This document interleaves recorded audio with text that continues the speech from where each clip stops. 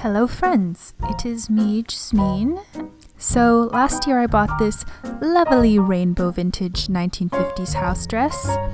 As of yet, I have been unable to wear it anywhere because, as you can see, it is rather translucent. I am wearing it with shorts here to be able to show it to you, but I personally don't think it looks very good that way. So in this video, I will be making a 1950s slip to go under this dress using a reprint of an authentic 50s simplicity pattern.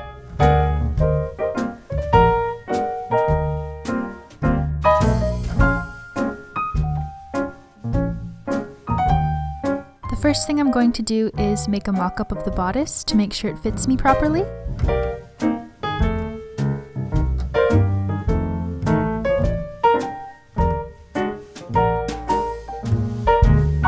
You may notice that I am wearing an autumn-themed outfit in the first few scenes of this video. That is because I actually started this project in October of 2020.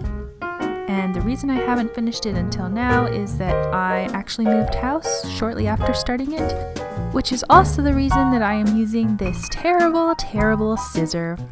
The blade is nicked, it doesn't cut all the way through, but I did not want to buy a new scissor right before I moved and then risk it getting lost in the transfer.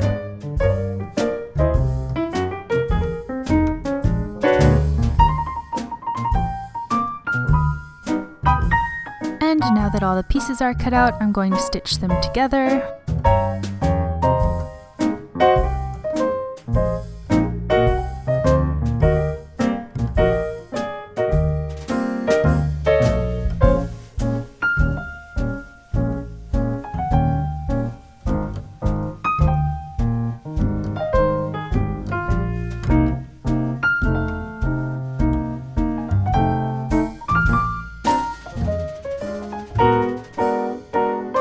So now that I've stitched together all the sides of the bodice, I am going to take the seam where the zipper is supposed to be attached to and iron that.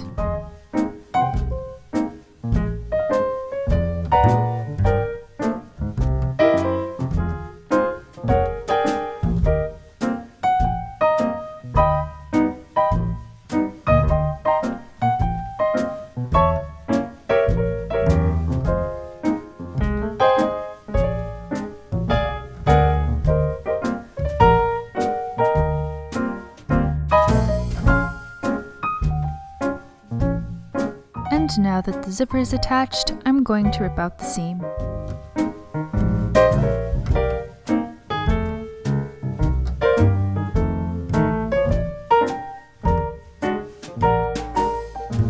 Et voila! The mock-up is finished. The overall shape of the bodice is good, and the waistline is in the right place for my exceedingly long torso. But the chest and waist circumference are too large. I am going to make a reduction of 1 inch at the waist and 2 inches at the chest and see if that fits any better.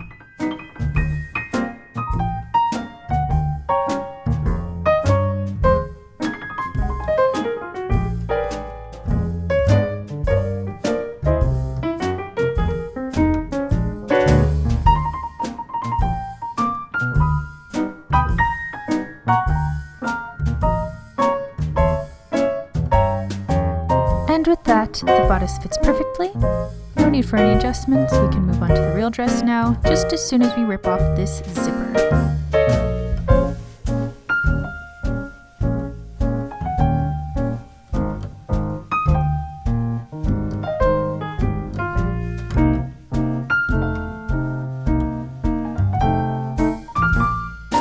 I have folded the fabric selvage to selvage so that when I cut out the top skirt tier, I should have 2 pieces. And I will be cutting the bottom tier twice to make 4 pieces.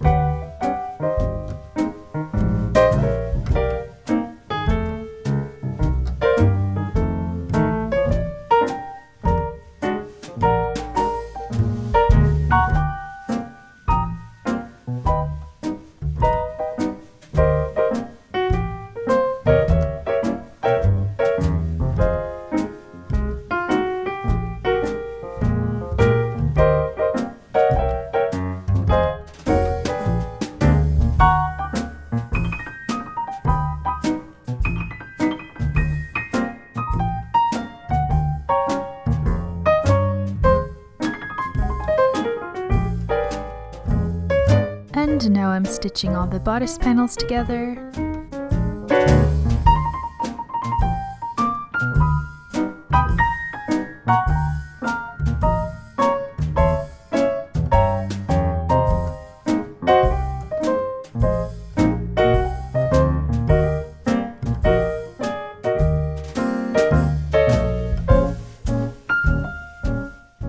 And now I'm doing a quick run with the pinking shears to make sure those edges don't fray.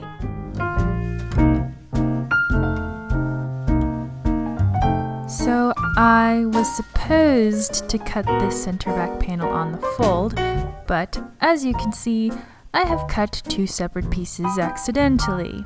So I'm going to recut this correctly this time.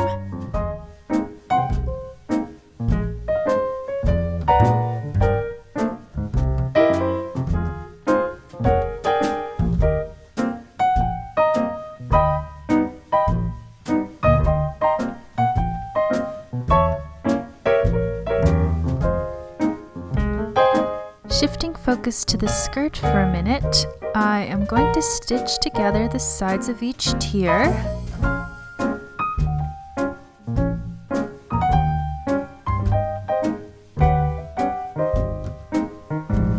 The zipper was supposed to extend down into the skirt, which is why I'm ripping out the top of this seam here, but later on it turned out I didn't actually have to do this and I ended up having to stitch it back.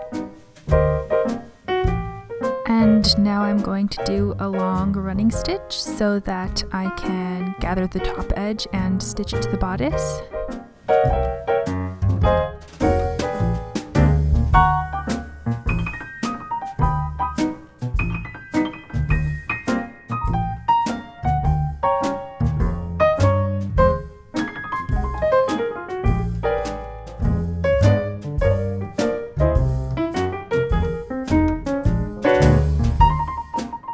I was only able to do half of the gathers at a time because after pinning down each individual tiny gather, I was left with a grand total of 9 pins, which is not nearly enough to do the other side as well, so I had to split it in half.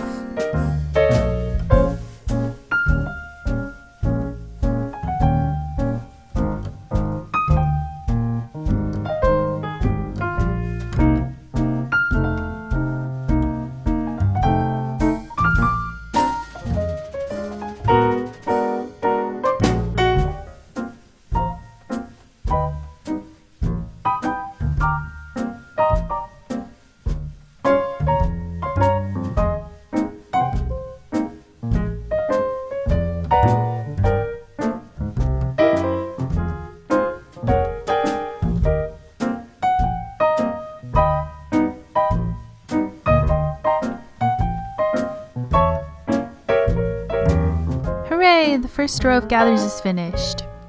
I am very happy with the way they turned out, especially considering that I hate doing gathers and generally have no patience for them.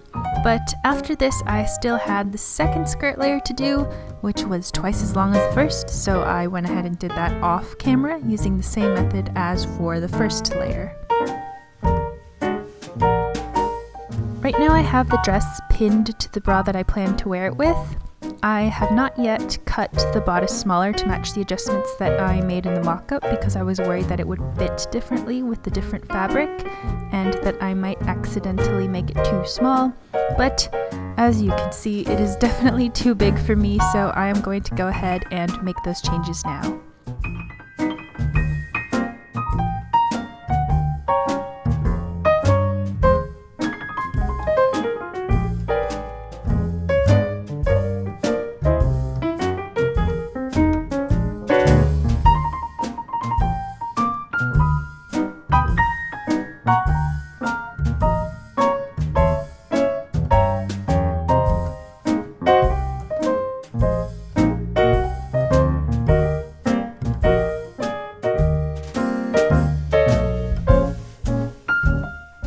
So I'm trying a little bit of a different method with the zipper here.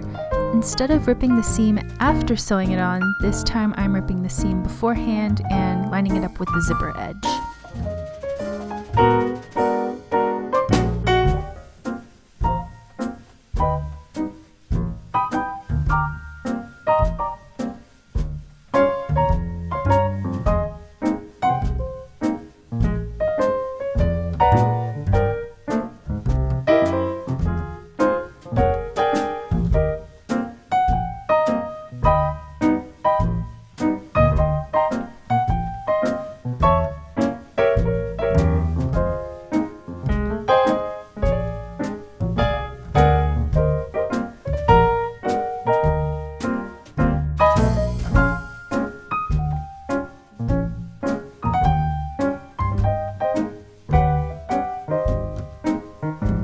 Next, the pattern called for a lace border to be attached to the neckline of the bodice, but I didn't like the way this looked. I wanted it to be opaque.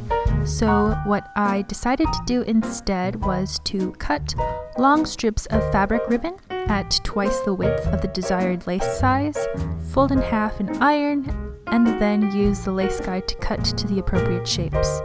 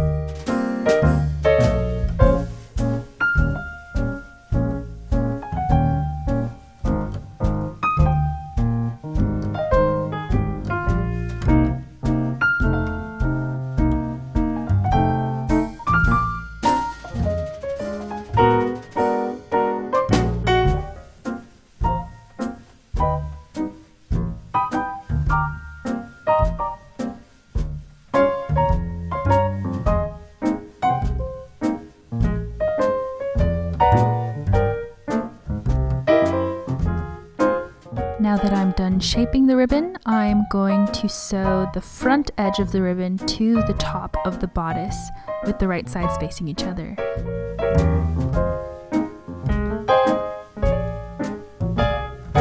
Iron with the raw edges facing up so that it will be easier to hide when sewing down the back of the ribbon.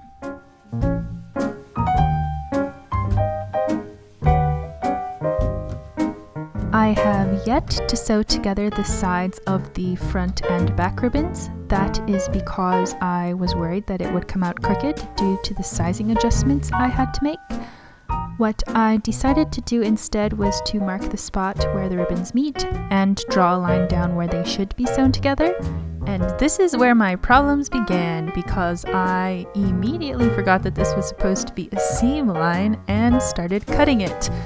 This had the undesired effect of having my seam allowance to the size of a teeny tiny nub, and also making it so that the bodice and border seams are off center.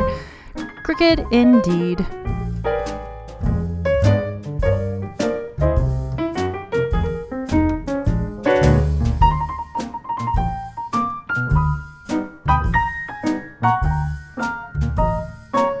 As for the zipper side, this seam asymmetry created a much bigger problem that I honestly don't know how to explain in a comprehensive way. In essence, the original pattern had it so that the dress was sewn closed both at the waist and at the bust, and the zipper was only supposed to open up the middle of the dress where the most narrow point was. This wouldn't be a problem if the seams lined up, because then all I would have had to do was sew a line down the middle. However, because the seams were off center, I had to sew some of the back ribbon to the front bodice panel in order to have enough seam allowance to sew the sides of the ribbons together. And if you didn't understand anything I just said, worry not, for after completing this, it turned out that I could not fit this closed bust area over my shoulders and had to undo it anyway. But that realization came later. For now, I am moving on to sew down this back flap of the ribbon to hide all of the raw edge. I am going extremely slowly in order to get as close to the pre-existing seam as possible.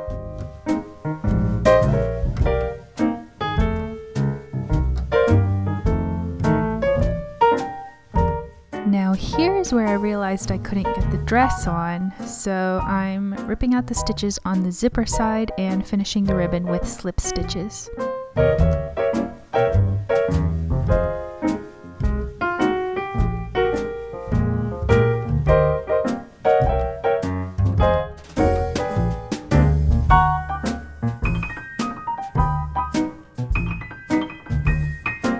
Then after doing this, the back ribbon was no longer in alignment, so I ripped out that seam and did it over.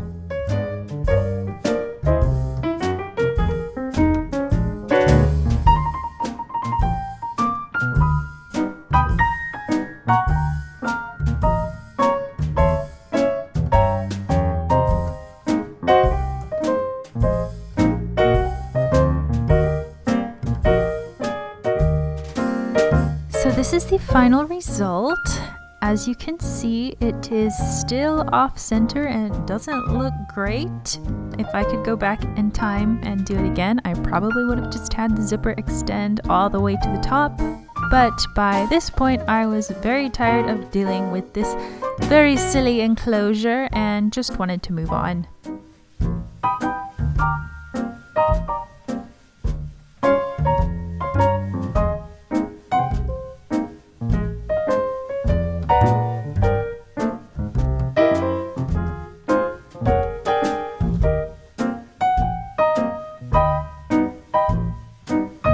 To create the straps, I ironed the strips of fabric in half and then ironed them again with the edges turned to the middle to create quarter folds.